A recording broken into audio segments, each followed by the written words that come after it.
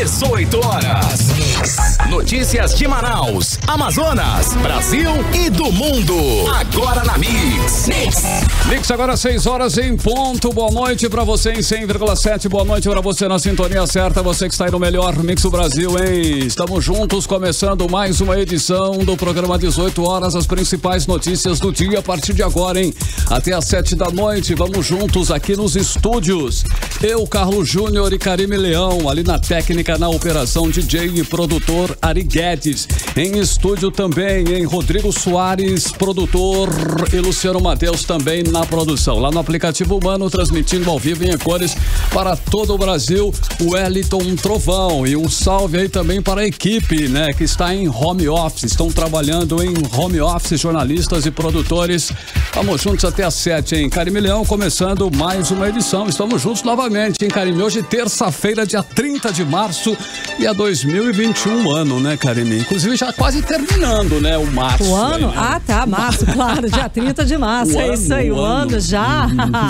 Muito boa noite pra você que acompanha a programação aqui da Mix Manaus, é isso aí, estamos juntos até às 7 da noite aqui no 18 horas. O programa que daqui a pouco vai estar na íntegra lá no 18horas.com.br, o site de notícias da Mix Manaus. Lembra de dar um like, de curtir, seguir a gente nas redes sociais, @18horasnews. 6 horas, 2 minutos, vamos juntos, hein? As principais notícias do dia pra você, hein? Até às 7 da noite aqui no melhor Mix do Brasil, mais uma edição do programa 18 horas. Vamos juntos. Você está ouvindo 18 horas. O Tribunal de Justiça do Amazonas elegeu hoje o desembargador Wellington José de Araújo para presidente tampão do Tribunal Regional Eleitoral. Ele venceu Elcir Simões por 17 votos a 2 e vai presidir o TRE do Amazonas até maio de 2022. Wellington Araújo vai ocupar o posto vago com o falecimento do desembargador Aristóteles Turi, vítima de Covid em fevereiro deste ano. E na mesma sessão, os desembargadores do Tribunal de Justiça elegeram a lista tríplice que vai ser encaminhada ao governador Wilson Lima para ele definir quem será o novo desembargador ou a nova desembargadora do tribunal. A promotora de Justiça Vânia Maria Marques Marinho, irmã do ministro do Superior Tribunal de Justiça, Mauro Campbell, foi a mais votada com 20 votos. A repórter Nathalie Moraes tem mais informações, vamos conferir. A lista ficou composta pelos promotores de justiça Vânia Maria Perpétuo de Socorro Marques Marinho, que recebeu 20 votos, Luiz Alberto Dantas de Vasconcelos, com 9 votos, e Místio Fernandes do Vale, com 7 votos. Vânia Maria do Perpétuo de Socorro Marques Marinho é irmã do ministro do Superior Tribunal de Justiça, Mauro Campbell Marques. Imediatamente após proclamar o resultado da votação, ainda durante a sessão do Pleno, o presidente do Tribunal de Justiça, o desembargador Domingos Chalub, determinou o imediato envio da lista tríplice ao governador Wilson Lima e caberá ao chefe do Executivo a decisão final entre os 3 nomes indicados pelo Tribunal de Justiça do Amazonas para a escolha daquele que irá ser nomeado à vaga de desembargador. A votação para a formação da lista tríplice foi o primeiro item da pauta da sessão desta terça-feira. Na votação, os promotores de justiça Místio Fernandes do Vale e Carlos José Alves de Araújo receberam 7 votos, mas foi aplicado o critério de idade para o desempate, motivo pelo qual o promotor de justiça Místio Fernandes do Vale foi o escolhido para compor a lista como o terceiro mais votado. Não houve a apresentação de nenhuma impugnação à escolha dos nomes da lista tríplice. Nathalie Moraes para o 18 horas. E o governador Wilson Lima acaba de nomear a promotora de justiça Vânia Maria Marques Marinho como a nova desembargadora do Tribunal de Justiça aqui do Amazonas. Como mostrou a reportagem de Nathalie Moraes, Vânia Marques foi a mais votada na eleição do Ministério Público e também pelo Pleno do Tribunal de Justiça, com mais que o dobro de votos do segundo colocado. O decreto foi publicado no Diário Oficial Eletrônico agora de tarde. Vânia Marques é graduada em Direito pela Universidade Federal Federal do Amazonas em 1995. É mestre em Direito Ambiental pela Universidade do Estado do Amazonas desde 2004. É doutoranda em Direito Público pela Universidade Federal de Minas Gerais, na Universidade do Amazonas. Ocupava até esta tarde o cargo de promotora de justiça de entrância final do Ministério Público do Estado do Amazonas. Ela também atua como professora estatutária da Universidade do Estado do Amazonas na área de Direito Ambiental.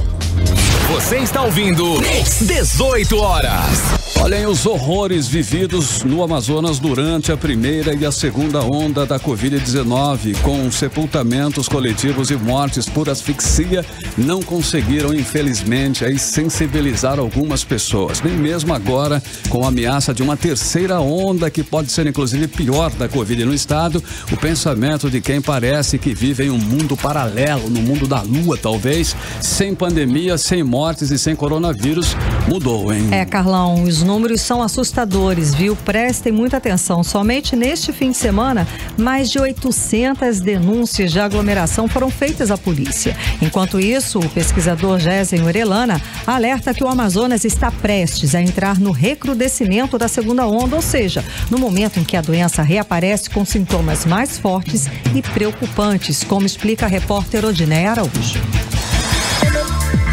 Cada cabeça uma sentença. Esse ditado popular é usado para dizer que cada pessoa tem um jeito de pensar, tem uma opinião diferente. Mas nesse caso, a sentença vinda de algumas cabeças que ignoram a pandemia já custou a vida de quase 12 mil pessoas que morreram vítimas da Covid-19 no Amazonas. Somente no final de semana, o número 190 recebeu 825 denúncias de aglomerações e festas proibidas.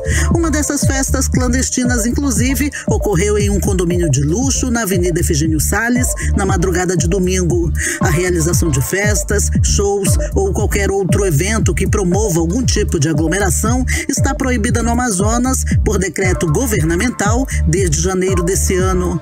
A medida preventiva tem o objetivo de evitar a propagação da Covid-19 no estado, mas essas denúncias revelam o pouco caso que muita gente tem feito desse decreto. Para a Secretaria de Segurança do Amazonas, porém, o número é positivo e significa que a população está denunciando mais. O epidemiologista da Fiocruz Amazônia, Gésen Orellana, lembra que esse tipo de comportamento da população foi verificado no final de junho do ano passado, com a teoria de que o estado tinha adquirido a imunidade de rebanho, que a epidemia no Amazonas estava no fim, a economia foi flexibilizada, as aulas presenciais voltaram e no fim do ano estourou a segunda onda. Depois de tudo isso que nós passamos em Manaus, no Amazonas, você ver a população repetindo os mesmos erros é algo realmente é um pouco difícil de você entender de um ponto de vista mais racional. Essas aglomerações aí nos fins de semana, festas clandestinas, pessoas desrespeitando a manutenção do distanciamento físico mínimo, né? Para o pesquisador, a gravidade do momento pandêmico inclui chances reais de Manaus entrar em uma terceira onda da Covid-19. Mas agora, segundo Gésen Orellana, o maior perigo está no recrudescimento da segunda onda, ou seja, na maior intensidade da Covid-19. Para ele, estamos prestes a entrar no momento em que a doença reaparece com sintomas mais fortes e preocupantes. Estamos muito próximos de entrarmos no que nós chamamos de recrudescimento da segunda onda de Covid-19. Deve ter algumas pessoas que não entendem muito do assunto comemorando, né? Então tá bom, então é ótimo ter um recrudescimento ou um aumento novo de casos da segunda onda de Covid-19, então não vamos ter terceira onda. É pior. É como se você estivesse tratando uma malária, você tivesse esquecido de tomar todo o esquema terapêutico e você volta a adoecer de malária. A possibilidade da terceira onda é real, só que nós estamos muito mais ameaçados de algo pior, de uma retomada no crescimento das taxas de contágio e mortalidade ainda na segunda onda, com o Brasil inteiro praticamente colapsado. O governo do estado informou às 18 horas ontem que já trabalha na revisão do plano de contingência estadual para o recrudescimento ou agravamento da Covid-19 no Amazonas. No sábado, ocorreu uma reunião com representantes no Brasil da Organização Pan-Americana de Saúde para traçar justamente estratégias de enfrentamento dessa nova fase da pandemia. O objetivo é preparar a rede pública de saúde novamente para a possibilidade inclusive da terceira onda da doença no estado. No fim de semana, o jornal Correio Brasiliense informou que o Exército Brasileiro já se prepara para a terceira onda da Covid em Manaus no prazo de 2 meses. Odneia Araújo para o 18 horas. Olha, depois de toda a polêmica da festa clandestina que aconteceu neste fim de semana, que várias imagens foram inclusive compartilhadas nas redes sociais dentro do condomínio Efigênio Salles, com direito à atração nacional e tudo mais, muita aglomeração, as autoridades de segurança pública anunciaram em que síndicos e condomínios vão ser responsabilizados criminalmente por festas clandestinas dentro dos condomínios. Exatamente, Carlão. Inclusive, os moradores que se sentirem lesados podem abrir processos contra os condomínios na justiça. A repórter Nathalie Moraes explica pra gente melhor essa história toda. Vamos acompanhar. Realizar festas e outras aglomerações durante a vigência das medidas sanitárias criadas para conter a pandemia da Covid-19 é crime, com punições previstas no Código Penal brasileiro. Síndicos de condomínios que permitam eventos deste tipo nas dependências dos condomínios serão responsabilizados criminalmente, segundo a Polícia Civil do Amazonas.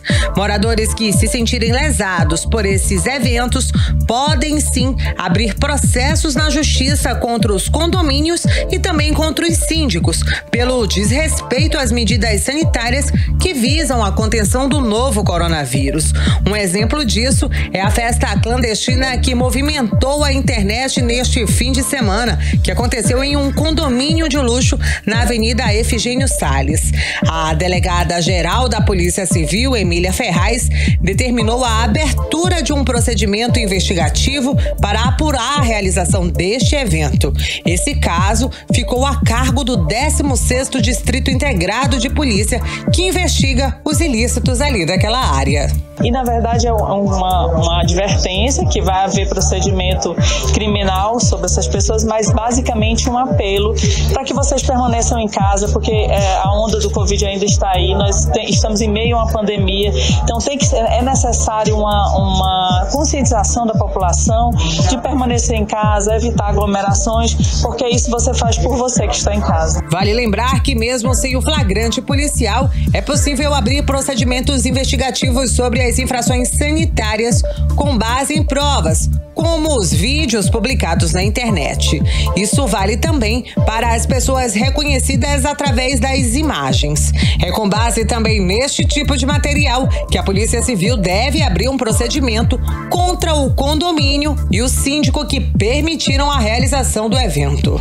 Obviamente, porque caracteriza o descumprimento do decreto. Inclusive, a polícia já estuda meios de punir, enfim, e de fazer procedimentos contra os responsáveis pelos condomínios.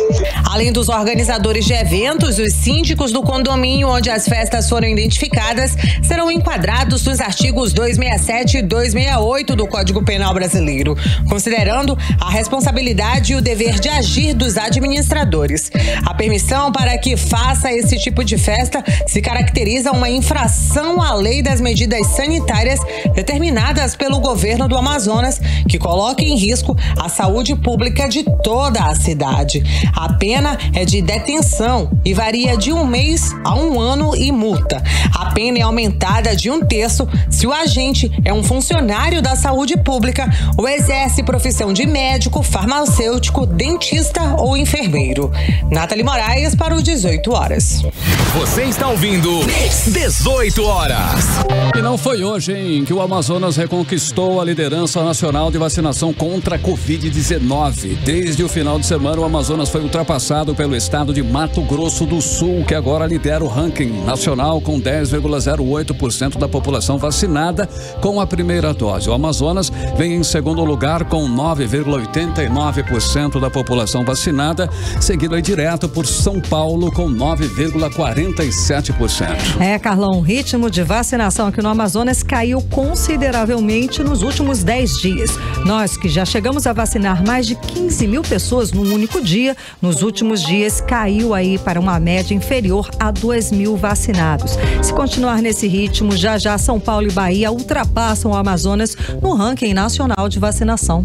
Detalhe, Karime, não é por falta de vacinas, não. O Amazonas já recebeu 1.030.000 doses de vacinas e até hoje só aplicou 541 mil doses, sendo 416 mil pessoas receberam aí a primeira dose e 125 mil pessoas as 2 doses necessárias para garantir a imunização satisfatória, ok? Temos muitas doses ainda em estoque e uma multidão querendo a vacina, Karime. Isso é fato, tá? Ou seja, os critérios devem ser revistos para acelerar o ritmo da vacinação. Não é justo termos aí tantas doses estocadas e vacinando pouco menos de 2 mil pessoas por dia aqui em Manaus. A gente precisa pisar o pé no acelerador aí nesse ritmo de vacinação. Você está ouvindo 18 horas. A Universidade Federal do Amazonas informou que não vai participar da primeira edição de 2021 do Sistema de Seleção Unificada, o SISU. E isso vai prejudicar muitos alunos do terceiro ano. Vamos saber os detalhes agora na reportagem de Ananda Chama. Por meio de comunicado divulgado na sexta-feira, a Universidade Federal do Amazonas tornou a público a sua adesão na segunda edição do Sistema de Seleção Unificada, o SISU. O acordo foi feito durante uma reunião entre a Pró-Reitoria de Ensino de Graduação da Universidade Federal do Amazonas e a Secretaria de Educação Superior e vai permitir a matrícula dos alunos ainda no segundo semestre de 2021. A decisão leva em conta que a participação da Universidade Federal do Amazonas na primeira edição do Sistema de Seleção Unificada resultaria na espera por parte dos alunos, que só iriam iniciar o período letivo no dia 10 de janeiro de 2022. O comunicado também destaca que não vai haver alteração no número de vagas ofertadas pela UFAM e nem no ingresso dos alunos, que vai ocorrer no primeiro semestre do ano letivo de 2021, sem quaisquer prejuízos aos estudantes. O professor Davi Lopes Neto, pró-reitor de ensino de graduação da Universidade Federal do Amazonas, explica que a programação de instituição para a adesão da segunda edição de 2021 do SISU Unificada visa, abre aspas, resguardar a autonomia dos discentes que poderão optar por outra instituição participante do SISU, iniciando as aulas em curto espaço de tempo, bem como a oportunidade de ingressar na UFAM no ano civil de 2022 de uma forma mais planejada, fecha aspas. Ananda Chama para o 18 horas. Mix. E hoje, em dia de chuva forte durante a manhã, e nós estamos aí, vamos saber se vai continuar chovendo em Manaus na noite de hoje e também na madrugada de quarta-feira. Tempo e temperatura com Karime Leão. Previsão do tempo. Bom, Carlão, de acordo com informações do Climatempo, a previsão é de pancadas de chuva a qualquer hora durante a noite e a madrugada. A mínima prevista é de 24 graus, a máxima não deve passar dos 29 graus. As chances de chuva são de 67% e a umidade relativa do ar fica entre 63% e 93%. 6h24, boa noite. Mix. E o Hotel Tropical deve voltar a funcionar a partir de julho de 2022. Segundo anunciou o Grupo Fametro, que arrematou o empreendimento num leilão em novembro de 2020 por mais de 91 milhões de reais. A expectativa é que sejam geradas 1.000 vagas de empregos direto com a reabertura. O hotel chegou a ser considerado um dos hotéis mais luxuosos de toda a Amazônia. Faliu e fechou as portas em maio de 2019 por causa de diversas dívidas trabalhistas e com a concessionária de energia elétrica. De acordo com a Fametro, a expectativa é que as obras comecem já nos próximos meses. 18 horas. Entrevista do dia. Olha, o clima de mudança continua lá em Brasília. Depois do presidente Jair Bolsonaro trocar 6 ministros num único dia, hoje os 3 comandantes das Forças Armadas pediram renúncia conjunta por discordar aí do presidente da República. São mudanças que estão gerando várias interpretações aí no cenário, né, no meio político. Exato, Carlão. Uns chegam a dizer que Bolsonaro estaria preparando um golpe. Outros garantem que o governo Bolsonaro está sendo esvaziado, desidratado, digamos assim.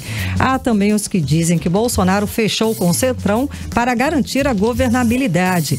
E para comentar sobre essas mudanças políticas tão fundamentais e importantes, está aqui nos estúdios do programa 18 Horas o deputado federal e vice-presidente da Câmara, deputado Marcelo Ramos. Muito boa noite, seja bem-vindo novamente ao programa 18 Horas, aqui nos estúdios da Rádio Mix, tudo bem? Obrigado, boa noite, uma alegria estar aqui com vocês e, acima de tudo, a oportunidade de falar com o povo do Amazonas, da cidade de Manaus em especial. Informações importantíssimas, né? Como é que o senhor analisa esses últimos acontecimentos lá em Brasília e, na sua análise, qual foi a mudança mais importante que a gente teve aí dos ministérios? Olha, eu acho que nós podemos falar da mudança que preocupa mais, que é a mudança no Ministério da Defesa, que sinaliza para alguns uma tentativa do presidente Bolsonaro de um controle mais político, ideológico das Forças Armadas, mas eu sou daqueles que acredito que o Brasil tem maturidade democrática, que as Forças Armadas têm plena consciência do seu compromisso com a democracia e com a Constituição.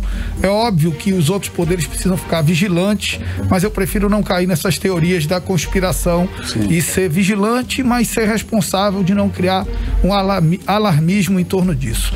Em relação ao Ministério de Relações Exteriores, a mudança é uma mudança importante, porque ainda que você tenha um chanceler também com perfil conservador, o que é natural, o chanceler tem que expressar o que expressa o presidente, legitimado pela vontade do povo.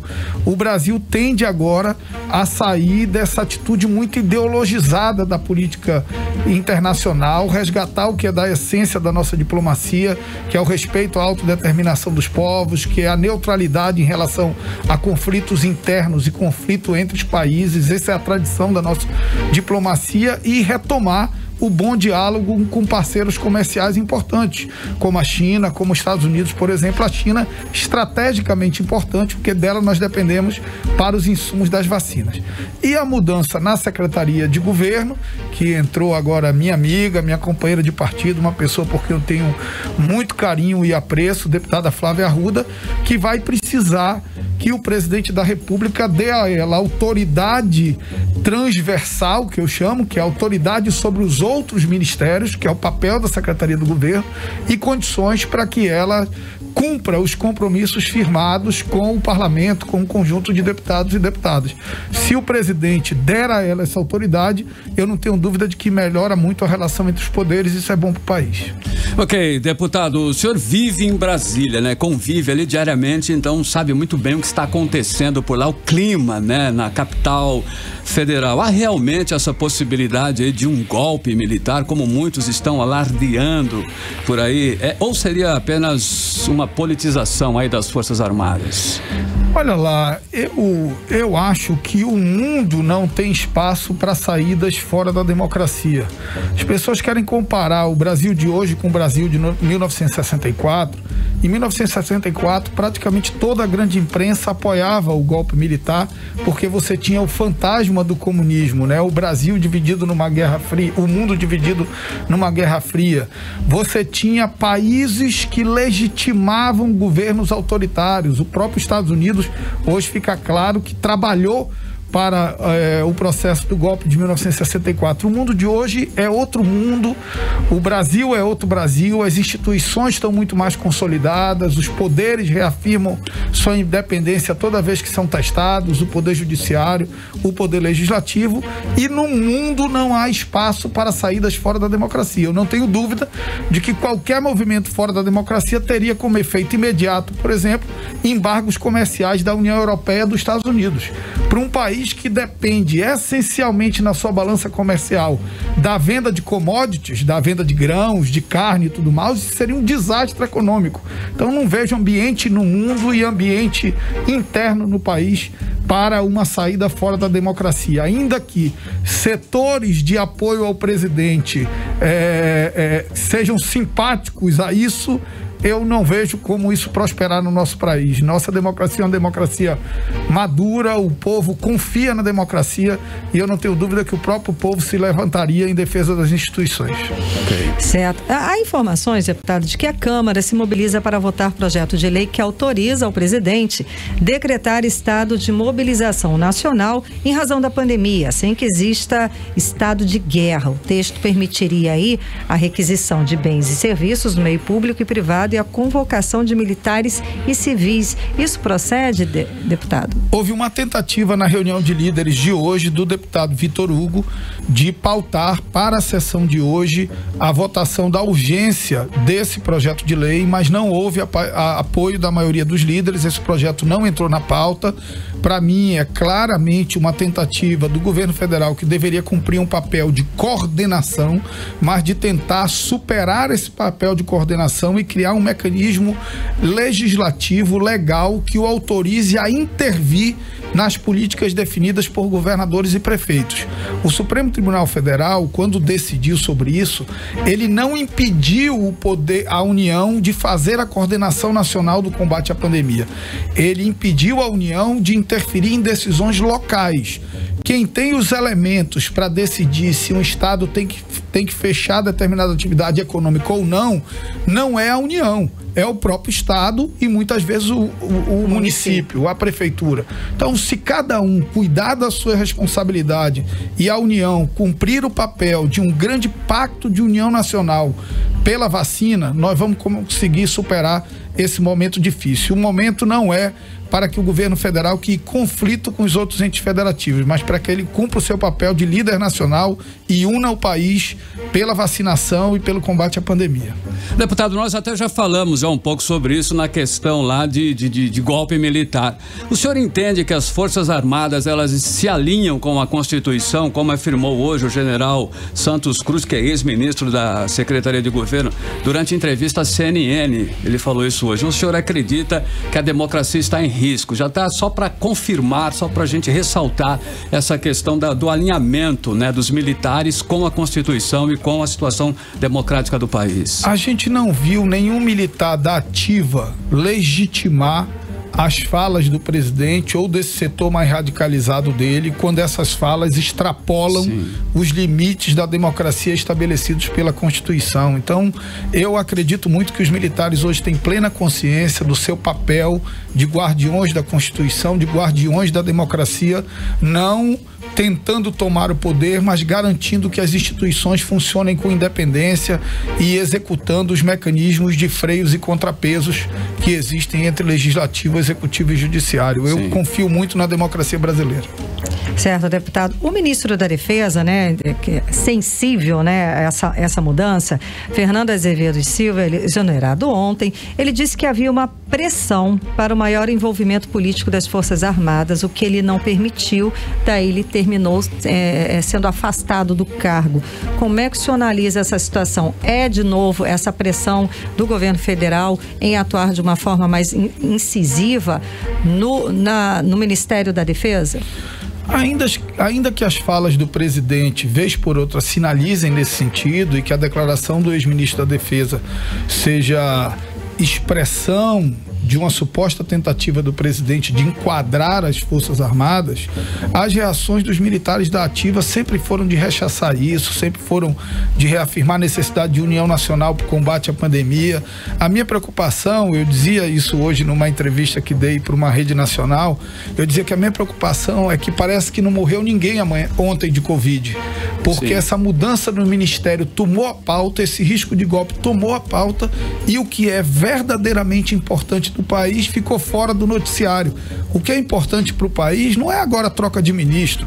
O que é importante para o país é como é que nós vamos garantir oxigênio para que todos os brasileiros possam respirar, kit intubação para que as pessoas não sofram um processo de intubação sem sedativo, auxílio emergencial para que as pessoas tenham um mínimo para colocar comida nas suas mesas, leitos de UTI para que a gente não viva a tragédia que nós vivemos no passado, mas que hoje estados como Rondônia estão vivendo, e acima de tudo, julho, uma união nacional pela vacina. Acho que foi ficando claro para o país que não existe um remédio para a pandemia e o outro para a economia. No início da pandemia vão criar essa contradição, né? Ou salva as vidas ou salva as empresas. Com a vacina, essa contradição não existe mais, porque o remédio para a pandemia e para a economia é o mesmo: vacinar. O que nós precisamos, amanhã o ministro da Saúde estará na comissão do Covid, eu vou acompanhar remotamente porque essa semana eu vou ficar em Manaus, e farei a ele uma única pergunta: quando e quantas vacinas o Brasil terá? Porque é isso que importa. Só a vacinação vai conseguir preservar a vida dos brasileiros e também retomar a normalidade da atividade econômica. Ok, deputado, voltando lá para Brasília, de um modo geral, essa situação aí que começou ontem no Ministério, o governo Bolsonaro, o presidente, ele fica mais forte ou enfraquece o governo dele, na sua opinião?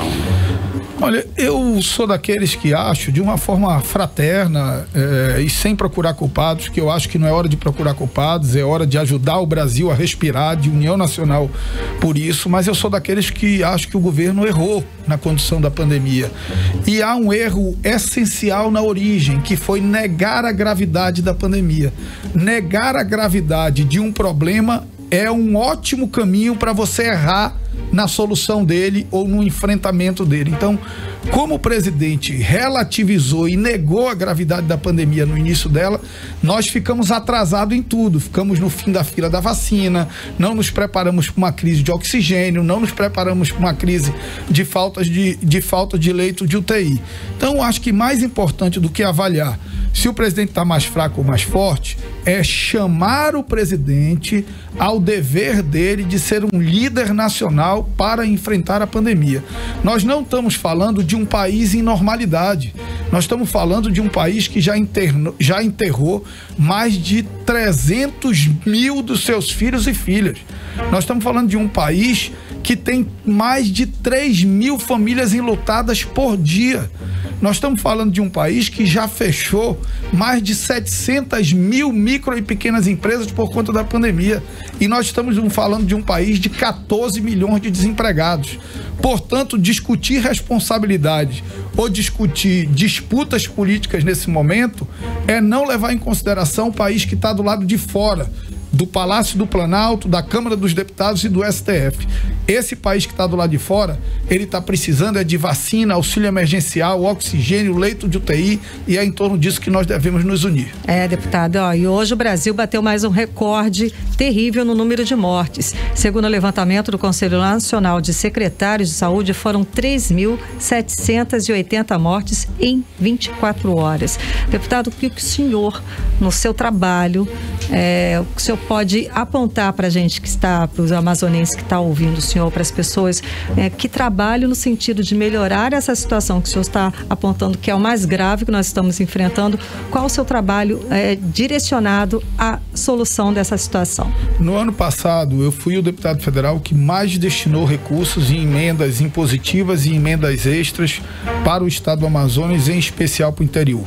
Posso citar a usina de oxigênio do Hospital Geoffrey Cohen de Parintins, a usina de oxigênio do Hospital do Careiro Castanho, os leitos de UTI Covid no município de Manacapuru e os leitos de UTI Covid no município de Tabatinga, de Benjamin Constant, todos esses viabilizados com emendas destinadas por mim. Fora isso, eu consegui mobilizar no ano passado, graças a Deus, com algum prestígio que eu conquistei no exercício desse mandato, a doação de mais de 1 milhão de máscaras de um grande banco, a doação de uma indústria de refrigerantes de 10 mil litros de álcool gel, a doação agora de 1.000 cestas básicas e, fora isso, o meu trabalho legislativo. Só nesse ano nós já aprovamos a PEC emergencial, que garantiu as condições fiscais para pagar o auxílio emergencial. Nós já votamos o projeto de lei que autoriza estados, municípios e a iniciativa privada a comprarem vacinas. Então é um conjunto de ações de solidariedade, um conjunto de ações de mobilização nacional. No período da gravidade da pandemia aqui, eu estive com praticamente todos os governadores do país, vários governadores que doaram oxigênio, vários governadores que receberam pacientes do estado do Amazonas. Então eu sou muito feliz apesar do momento de tragédia, mas eu sou muito feliz por Deus e o povo do Amazonas terem me dado uma chance de ser útil no momento de tanto sofrimento da nossa gente. Ok, deputado, é um assunto recorrente. Olha, existem aí realmente deputados e senadores querendo o impeachment do atual presidente da República. O senhor acredita que existe espaço para esse afastamento só para... Eu acho que impeachment é tema que não se discute em tese. Sim. Né? Tem que ter um fato concreto, um crime de responsabilidade muito caracterizado entre aqueles tipificados na Constituição Federal, mas mais do que isso, eu deixo de uma forma muito clara que sou contra a abertura de processo de impeachment nesse momento. Nós estamos no momento mais agudo da pandemia. Um processo de impeachment não é um processo que começa hoje para terminar amanhã, ele é um processo longo. Então você imagina um governo que já tem dificuldade na gestão e no enfrentamento da pandemia, ainda ter que dividir entre energia entre enfrentar a fase mais aguda da pandemia e se depender do processo de impeachment. Isso vai criar ainda mais instabilidade no país e eu não entendo como isso pode ser bom para alguém que está lutando contra o Covid ou para alguém que perdeu seu emprego e precisa colocar um prato de comida na sua mesa. A hora não é de procurar responsabilidades, a hora é de garantir que todo brasileiro respire, coma, e depois nós vamos procurar responsáveis. Certamente o momento de discutir isso não é agora. Certo, deputado. Para finalizar, como é que o senhor analisa que foi esse trabalho do enfrentamento da pandemia aqui no estado do Amazonas, né? Passamos pela segunda onda gravíssima em janeiro deste ano, com vários alertas dos especialistas que não foi ouvido por parte dos governantes e que esses mesmos especialistas estão alertando por uma possível terceira onda, ainda mais grave com a variante da P1. Como é que você analisa o trabalho, esse enfrentamento aqui no estado? Nós temos um problema na estrutura de saúde pública no estado do Amazonas, que se resume em duas questões. A primeira, a hiperconcentração de toda a média e alta complexidade na cidade de Manaus. Sim. Nós não temos nenhuma UTI no interior do estado. Estamos com muita luta agora, procurando instalar 10 UTIs em Parintins, mas hoje não temos nenhuma.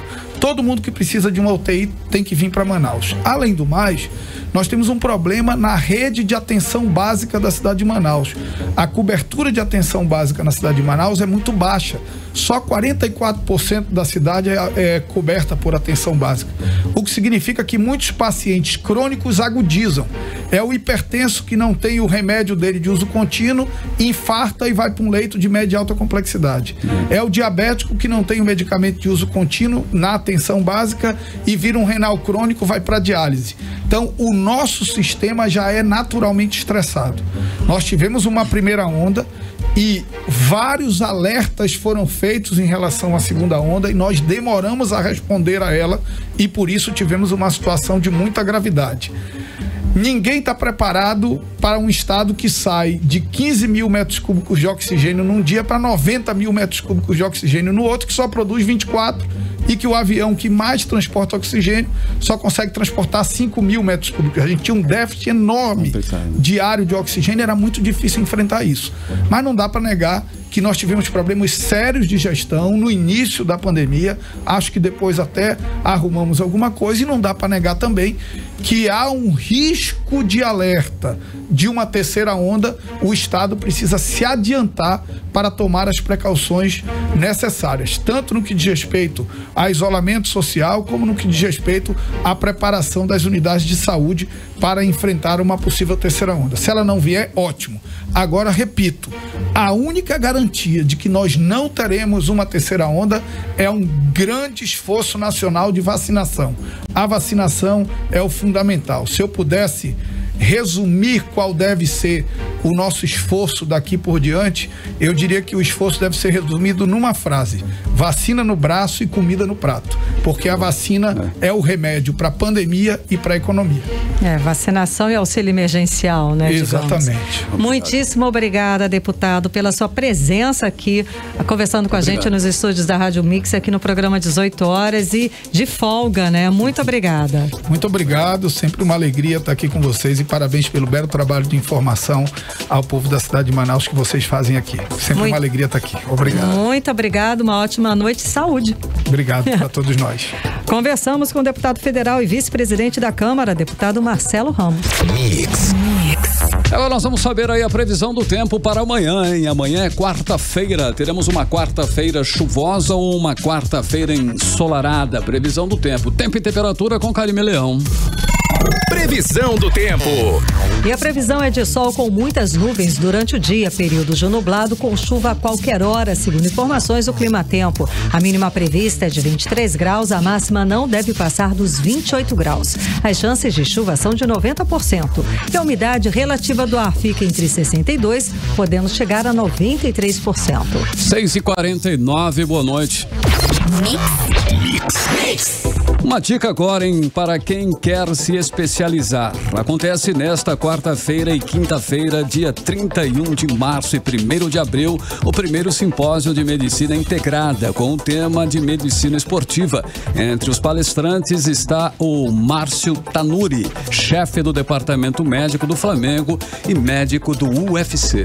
O evento é totalmente online e acontece a partir das 7 da noite com valor de R$20 a inscrição, que pode ser feita na página do Instagram da Liga Acadêmica de Medicina Integrativa, que é o @LAME, né? Liga Acadêmica de Medicina Integrativa, @LAME_AM_. E quem participar vai receber certificado. 18 horas. Mesmo em meio a inúmeras denúncias, o desrespeito aos funcionários públicos por parte do governo Wilson Lima continua. E dessa vez a denúncia é feita pelos policiais militares que tinham recebido progressão na carreira, ou seja, promoção, mas continuam sem receber o valor nos seus contra-cheques. E depois de uma reunião na Secretaria de Estado da Administração, os mais de 1.300 policiais foram informados que o governador Wilson Lima decidiu reeditar o decreto do dia 16 de fevereiro, que concedia as promoções. Sendo assim, os PMs só devem receber em 2022, como explica pra gente a repórter Nathalie Moraes. O governo do Amazonas anunciou em fevereiro deste ano a promoção de pelo menos 1.314 policiais militares, em sua maioria policiais de carreira.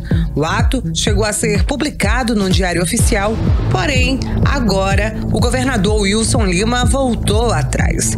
Para entender o que aconteceu, o deputado estadual Wilker Barreto esteve em uma reunião na sede da Secretaria de Estado de Administração, a SEAD. Ele, acompanhado de um grupo de majores e capitães da Polícia Militar do Amazonas, onde foram informados pela própria secretária da pasta, Inês Carolina Simonetti, que o pagamento das promoções dos oficiais beneficiados com a progressão de carreira no mês de fevereiro vão ser pagos somente no ano que vem, ou seja, pagamento só em 2022. O deputado informou que solicitou da secretaria uma reunião com a cúpula da Polícia Militar em busca de encontrar soluções para o problema. Para nossa surpresa e tristeza, acredito, o decreto vai ser reeditado, colocando os efeitos financeiros das promoções para o ano que vem. O que ocorreu aqui, meus amigos da PM, foi um grande estelionato. Falar a verdade, governador, não machuca ninguém. O combinado não sai caro.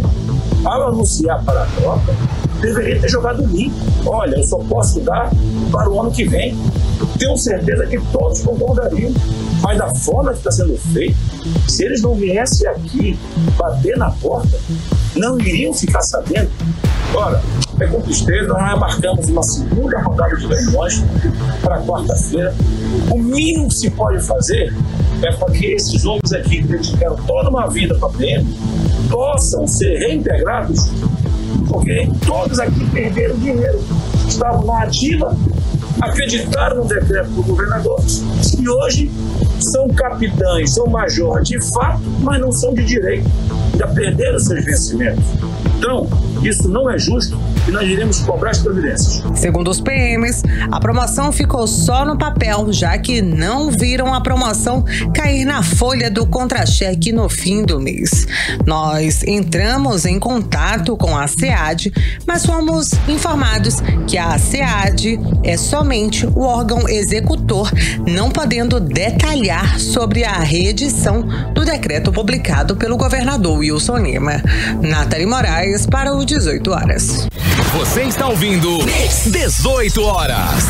Quase 2 meses depois, deputados de oposição cobram do presidente da Assembleia Legislativa do Amazonas, que é o Roberto Cidade, votação dos pedidos de impeachment contra o governador Wilson Lima e também o vice Carlos Almeida. O deputado Roberto Cidade, que votou pelo arquivamento do impeachment no ano passado, mais uma vez se cala. Carlão, e os parlamentares comparam e dizem que a Assembleia Legislativa de Santa Catarina deu um tapa na cara da Assembleia aqui do Amazonas ao decidir afastar o governador de lá por irregularidades na compra de respiradores na primeira onda da pandemia. Vamos saber os detalhes agora na reportagem de Odiné Araújo. No dia 1º de abril, faz 60 dias que o presidente da Assembleia Legislativa do Amazonas, deputado Roberto Cidade, prometeu analisar os pedidos de impeachment do governador Wilson Lima. Parece mentira, mas não é. Quando assumiu a presidência da casa há quase 2 meses, Roberto Cidade, que no ano passado foi contra o impeachment de Wilson Lima, prometeu independência e imparcialidade na condução de temas como esse.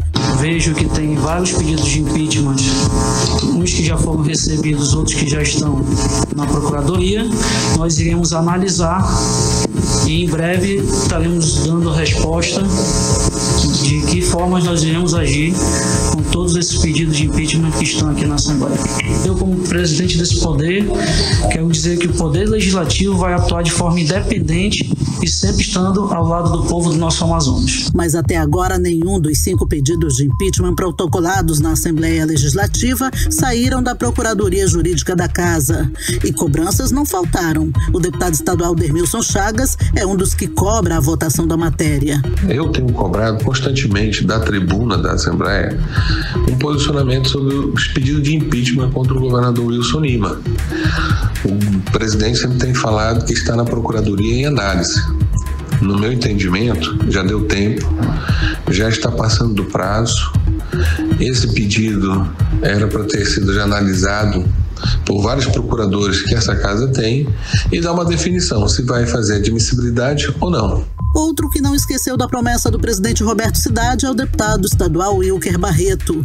Hoje, inclusive, ele lembrou que a Assembleia Legislativa de Santa Catarina afastou o governador por irregularidade na compra de respiradores na primeira onda. O deputado disse que os parlamentares do Amazonas estão sendo omissos ao não analisarem os pedidos de impeachment. O que ocorreu aqui no Amazonas já está materializado, o crime por parte do governador e alcançável ao vice. E essa casa nada faz. Quem rouba 1 milhão, rouba 1 bilhão. O Wilson desviou. O Wilson, quando deu a entrevista para o Cabrini, a face dele não tremeu. Ele estava mentindo em rede nacional. O que mais me entristece é a omissão da Assembleia e não investigar e não fazer o impeachment do governador e do vice no que diz respeito aos respiradores. A Assembleia de Santa Catarina dá um tapa na cara da Assembleia de Manaus. Embora questionado hoje e outras vezes pelo 18 horas, o presidente da Assembleia Legislativa, Roberto Cidade, novamente não nos respondeu. Em julho de 2020, o ex-presidente da Aliança, Josué Neto, colocou em votação um dos pedidos de impeachment de Wilson Lima e do vice-governador Carlos Almeida. Mas o pedido foi arquivado em agosto pela maioria governista, entre eles o atual presidente Roberto Cidade. Wilson Lima e seu vice eram investigados por suposto crime de responsabilidade e improbidade administrativa envolvendo o uso de recursos públicos para fraudes em contratos da saúde durante a pandemia da Covid em 2020. Um dos atuais pedidos de impeachment de Wilson Lima e Carlos Almeida é do presidente do CIMEAM, o Sindicato dos Médicos do Amazonas, Mário Viana. Após o primeiro pedido de impedimento ter sido arquivado pelos deputados no ano passado, o médico fez um novo pedido após a nova fase da Operação Sangria, que apura superfaturamento de quase 3 milhões de reais pagos pelo governo do Amazonas por 28 ventiladores pulmonares. 2 ex-secretários de saúde e outros gestores do alto escalão do governo foram presos. Após a crise da falta de oxigênio que resultou na morte de pacientes em Manaus, 2 novos pedidos de impeachment contra Wilson Lima e Carlos Almeida ingressaram na Assembleia Legislativa por advogados. Odiné Araújo para o 18 horas. Bom, esse é o segundo exemplo, né, que o estado aqui, o estado do Amazonas poderia seguir, porque o primeiro foi dado pelo estado do Rio de Janeiro, quando afastou o Itzel também por situações obscuras, por superfaturamento, desvio de dinheiros públicos durante a pandemia da Covid-19. Foi afastado. Enquanto isso, no estado do Amazonas, com situação muito pior do que aconteceu lá no Rio de Janeiro, nada acontece, nada é julgado, nada é apreciado. Tá arquivado. Exatamente. 5 pedidos de impeachment, 2 deles apresentados pelo Sindicato dos Médicos do Estado. Isso durante uma pandemia não quer dizer nada? Eu acho que sim, acho que quer dizer muita coisa. Enquanto que essa classe, a classe da saúde, está trabalhando em estado de greve, como um alerta pessoal contra o governador do estado, Wilson Lima, alertando, a classe está ali num alerta, falando que nós não estamos contentes com as situações em que estamos trabalhando. Nós queremos melhores condições de trabalho, nós queremos sim reequipar todo aparelhamento hospitalar para trabalhar melhor. E é lógico, salários, porque temos ainda, pasmem, profissionais da saúde sem receber salários. Ou seja, é grave, é uma situação muito grave e que os nossos representantes na Casa Legislativa não conseguem andar e não conseguem dar pelo menos o devido respeito ou a devida atenção que esses processos de impeachment merecem. 7 horas em ponto, boa noite. 18 horas. E agora nós vamos atualizar os números da Covid-19, hein, aqui no estado do Amazonas e também no Brasil, com Karime Leão. Segundo informações da Fundação de Vigilância em Saúde do Amazonas, por meio do boletim diário Covid-19, informa o diagnóstico de 1.490 novos casos de Covid-19, totalizando para 347.810 o total de casos da doença aqui no estado. Ainda segundo o boletim, foram confirmadas 23 mortes por Covid-19, elevando para 11.997 o total de mortes aqui no estado. E o Brasil bateu hoje mais um recorde no número de mortes. Segundo o levantamento do Conselho Nacional de Secretários de Saúde, foram 3.780 mortes em 24 horas. O país totaliza 12.600.000 casos confirmados. O país também tem 11.000 casos de pessoas recuperadas da Covid-19. Segundo informações internacionais, neste período, o Brasil superou o total de mortes registrados no maior continente do mundo, a Ásia. É o que aponta o levantamento feito com base nos dados da plataforma Our World in Data da Universidade de Oxford. Isso com o total das 1.660 mortes para o novo coronavírus na segunda-feira, que elevou a média de mortes ao recorde de 2.634 por semana. O Brasil atingiu 58.924 mortes somente no mês de março. Agora, 7 horas e 2 minutos, seguimos direto para o editorial 18 horas. Editorial 18 horas. 2 das maiores categorias de trabalhadores do estado entraram em rota de colisão com o governo do Amazonas. Os mais de 20.000 servidores da saúde e os mais de 28.000 da educação voltaram a apresentar suas reivindicações salariais ao governador Wilson Lima. Os trabalhadores da educação querem reajuste salarial e reposição de perdas, mais condições de trabalho para poder dar aula na pandemia e também vacinas. Os trabalhadores da saúde já anunciaram estado de greve por tempo indeterminado. Eles reivindicam reposição salarial de 23% das datas bases atrasadas de 2016, 2017, 2020 e 2021. Também pedem a progressão e promoção do plano de cargo, carreira e salário desde 2012 e o pagamento do ticket alimentação em pecúnia. A pedido do governador Wilson Lima, a Assembleia Legislativa congelou por 2 anos os salários dos servidores do estado até o fim do ano de 2021. Por outro lado, o estado vem batendo recordes de arrecadação tributária há 2 anos. Nesta situação, o governador é colocado em uma encruzilhada. Ou reconhece a importância dos trabalhadores da saúde e da educação neste momento de pandemia, ou enfrenta os protestos e possíveis paralisações que podem trazer graves prejuízos à população do estado. 18 horas. LM73, hein? Boa noite. Boa noite. Vamos deixar aqui felicitações para o poeta Tiago de Mello, que hoje completa 95 anos. Boa noite, um beijo, até amanhã. Continue bem, continue em 100,7 amanhã, quarta-feira, a partir das 6, mais uma edição do 18 horas para você aqui no melhor mix do Brasil. Você ouviu 18 horas. As notícias do Brasil e do mundo. De volta amanhã. Mix.